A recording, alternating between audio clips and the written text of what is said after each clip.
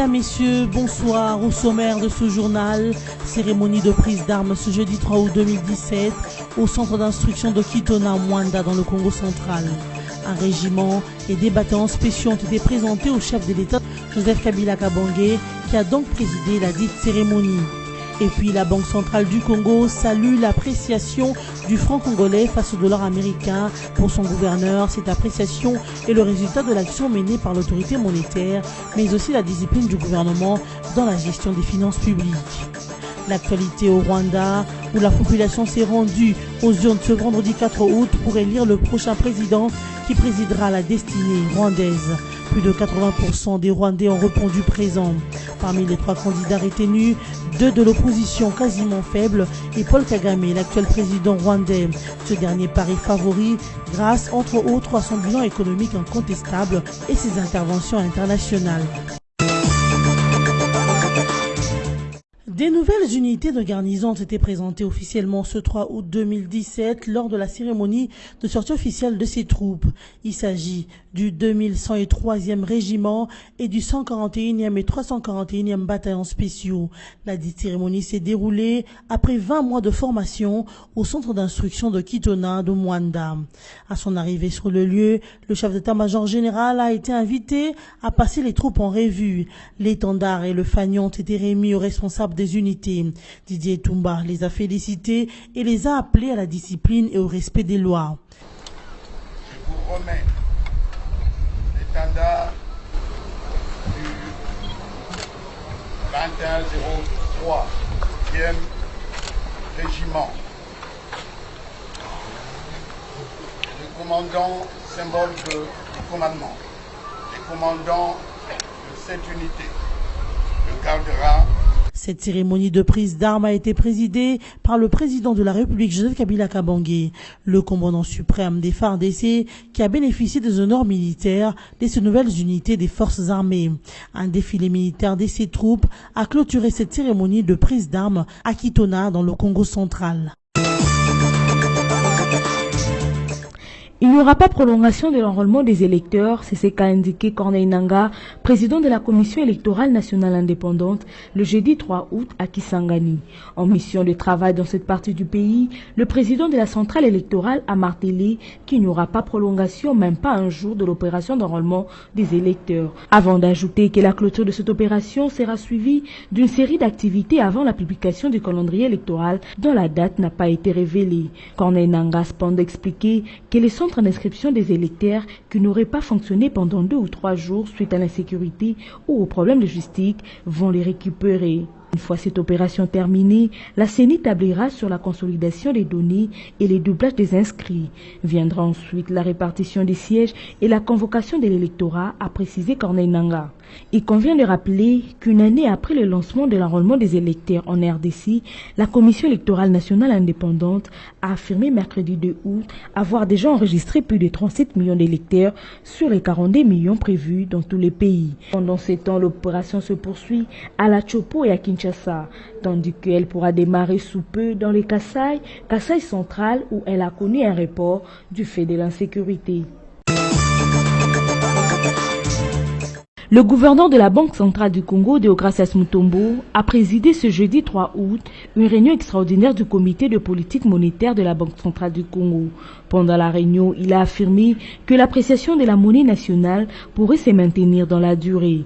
Deogracias Mutombo a précisé que l'appréciation de la monnaie locale face au dollar américain est la résultante de l'action menée par l'autorité monétaire. Selon lui, cette action a consisté à faire pression sur les opérateurs miniers pour qu'ils puissent rapatrier 40% de leurs recettes d'exportation d'un côté, et de l'autre côté, la pression a été exercée sur le gouvernement pour arrêter les déficits à partir du mois de juillet. Selon le gouverneur de la BCC, le gouvernement s'est aussi discipliné dans la gestion des finances publiques en réduisant son déficit. Il a en outre annoncé un renforcement de la lutte contre la fraude fiscale dans les postes frontaliers afin de permettre au trésor public d'enregistrer encore plus de recettes. Rappelons que c'est depuis le week-end dernier que le taux d'échange est passé de 1720 francs congolais à 1500 francs congolais pour $1 américain sur les marchés parallèles. Face à cette situation, la Banque centrale va dès ce vendredi vendre des devises aux banques commerciales pour soutenir l'embellie du franc congolais sur les marchés. Une embarcation a chaviré le mercredi 2 août dernier sur le lac Albert, non loin de la localité de Nyamivi, au sud de la ville de Bunia, dans la province de l'Ituri. Ce chavirement a causé la mort de 5 personnes. Selon les sous-officiers de pêche du territoire d'Irumu, Wilson Nduru, l'embarcation transportait 11 pêcheurs qui ont été enlacés par des plantes aquatiques. C'est ce qui a fait chavirer leur embarcation. Il souligne également qu'il y a 6 rescapés et une personne disparue. Il faut noter que, depuis le début de l'année 2017, c'est le 3e accident du genre sur le lac Albert, a indiqué l'officier de pêche de cette entité. Aussi recommande-t-il le respect strict des ports de gilets de sauvetage avant chaque navigation sur le lac afin de prévenir ces cas d'accident. Élection présidentielle au Rwanda, c'est ce vendredi 4 août que les Rwandais se sont rendus aux urnes pour voter un nouveau président devant prendre la direction de leur pays. Une élection qui a été qualifiée de non-événement dans la mesure où l'actuel homme fort de Rwanda, Paul Kagame, avait qualifié ces scrutins de formalités. 2 opposants à Paul Kagame ont pris part à cette élection. Le candidat indépendant Philippe Mpayimana, qui est quasi inconnu dans le pays, et Frank Habineza, leader de l'unique formation d'opposition tolérée au Rwanda. Ce dernier incarne une vision légère de la critique, estiment certains analystes. Ici est de signaler aussi les rejets de la candidature de celle qui incarnait la véritable alternative à Paul Kagame, à savoir Diane Rwigara. En mai 2017, elle déclare sa candidature à la présidentielle. 2 jours après avoir lancé sa campagne, des photos d'elle dénudée apparaissent sur les réseaux sociaux. La commission électorale décidera de l'écarter de la course à la présidence. Par ailleurs, Paul Kagame, l'actuel président, paraît le favori grâce à son bilan économique incontestable, ses interventions sur la scène internationale dénonçant les génocides et ses soutiens influents comme Bill Clinton, David Cameron et Tony Blair qui les qualifient de visionnaires. Avec une opposition affaiblie, les analystes avertis pensent déjà à la victoire de Paul Kagame ce samedi 5 août lors de la proclamation provisoire des résultats. La seule question à poser est celle de savoir si l'homme fort du Rwanda sera réélu avec un suffrage aussi massif qu'en 2003 et 2011 où il avait raflé respectivement 98% et 93%. C'est depuis le jeudi 3 août, dans l'après-midi, que le sélectionneur de l'équipe nationale congolaise A de football, Jean-Florent Ibenge, a publié la liste des 36 joueurs présélectionnés pour le match face aux Aigles de Carthage de la Tunisie le 1er et le 5 septembre prochain. Parmi les gardiens appelés à l'équipe nationale, nous avons Matampi Vombilei, Joël Kiasumba, Nikes Kudimbana. Parmi les défenseurs, nous citons Jordan Ikoko, Jos Isamampeko, Kevin Mbabou, Gabriel Zakwani, Marcel Tisserand, Fabrice Nsakala, Glody Ngonda, Vitan Simba, Arthur Mabwaku, Bompunga Padou, Yannick Bangala. Comme médiateurs ont été présélectionnés Christian Luyindama, Chancel Mbemba, Jacques Magoma, Rémi Moulumbu, Bope Merveille, Tanguy Ndombele, Wilfried Moke, Neskens Kebano, Paul-José Mpoku, Gaël Kakuta, Yening Bakoto.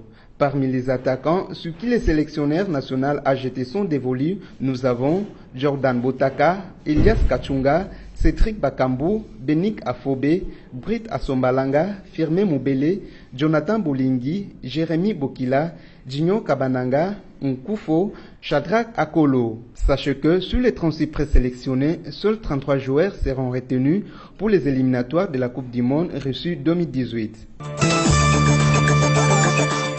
Voici l'essentiel de l'actualité développée ce soir. Cérémonie de prise d'armes ce jeudi 3 août 2017 au centre d'instruction de Kitona, Mwanda, dans le Congo central.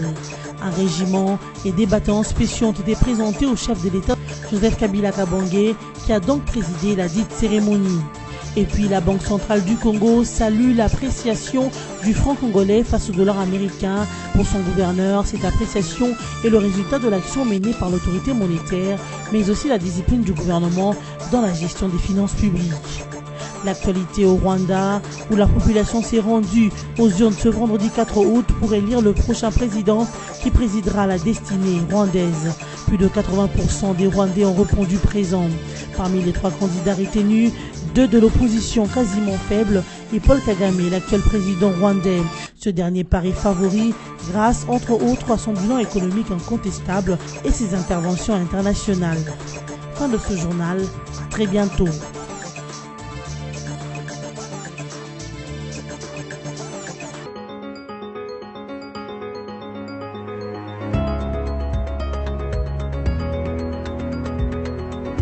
Mesdames, Messieurs, bienvenue à la lecture de journaux paris en ligne ce vendredi 4 août, sélectionnés et résumés pour vous sur BSC TV.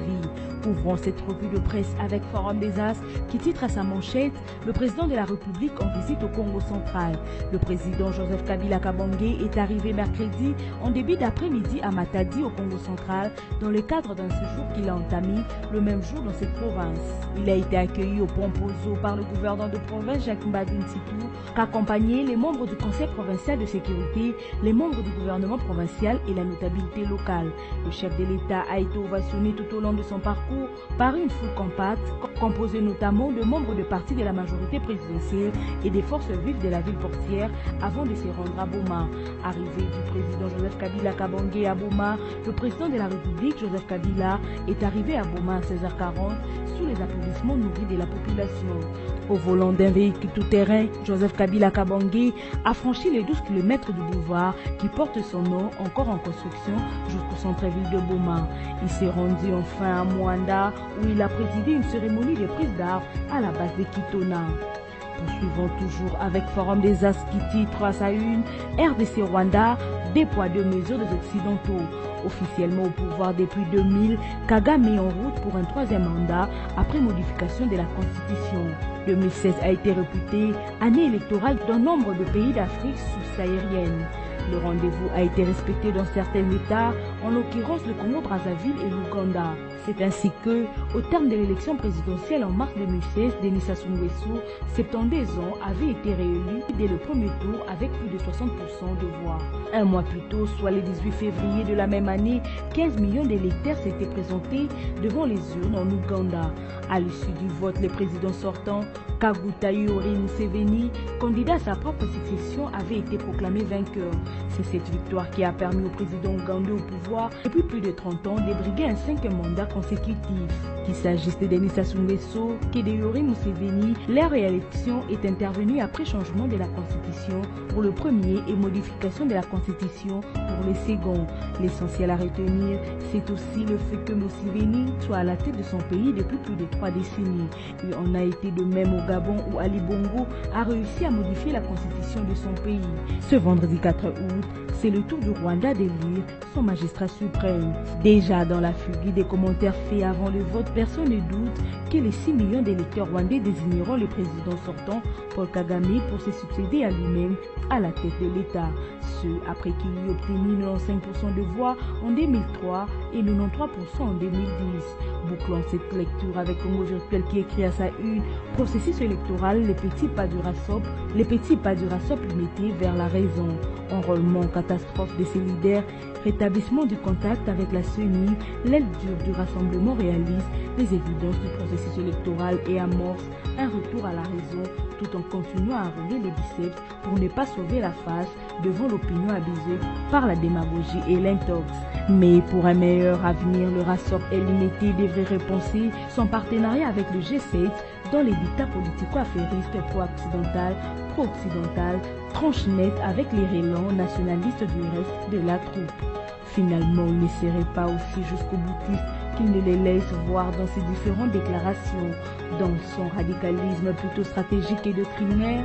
Pour des intérêts particuliers avérés, les ténors du RASOP limité a bien conscience des évidences qui s'étalent à leurs yeux pour leur imposer un ajustement responsable, en sorte que les revendications de ces derniers jours, assorties d'un calendrier d'activité pour en obtenir satisfaction, ne passent plus que comme une sorte d'enchère pour cette dernière fin.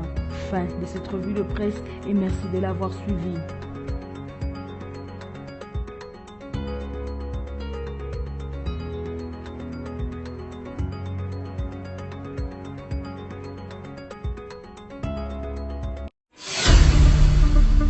Congo Panorama, votre magazine d'actualité est de nouveau dans vos bacs, dans sa 24e édition, toujours aussi riche que diversifiée. Découvrez nos rubriques telles que la coopération et la diplomatie avec Joseph Kabila et Al-Sisi qui renforcent l'axe Kinshasa-Le Caire. La CIRGL fait bloc avec Kinshasa contre le terrorisme et les groupes armés. Économie et finances, le FPI cimente son partenariat avec la FEC. Henri Avmoulang stimule les opérateurs économiques de l'Est. Société, premières opérations à cœur ouvert réussies à Kinshasa. Sonas, Carole Aguito loue les efforts du personnel féminin. Congo Panorama, c'est surtout la une. Kabila pacifie le Kasaï. Votre magazine revient sur toute la tournée du chef de l'État dans le Kasaï pour la consolidation de la paix et le reconfort des populations éplorées. Découvrez également notre dossier élections. Élections, c'est parti. Ou encore les avis encourageants de l'OIF sur la CENI. Kabila droit dans ses bottes. Infrastructure, la voirie de Kinshasa en pleine cure de réhabilitation avec l'OVD qui fluidifie la circulation et la CGT à fond sur les grands axes. En politique, élections apaisées, le garant s'est assumé. Joseph Kabila, les élections auront bel et bien lieu. Enfin, l'éditorial de Congo Panorama 24 avec Yvo Ramazani. Il a palpé. L'éditorialiste revisite le parcours pacificateur du président de la République et constate qu'à chaque menace contre la paix, il s'est toujours rendu à la rencontre des populations pour écouter et apporter des solutions. Et la situation au Kasaï n'a pas fait exception. Congo Panorama, s'investir pour un Congo émergent. Congo Panorama, toute l'actualité à votre portée.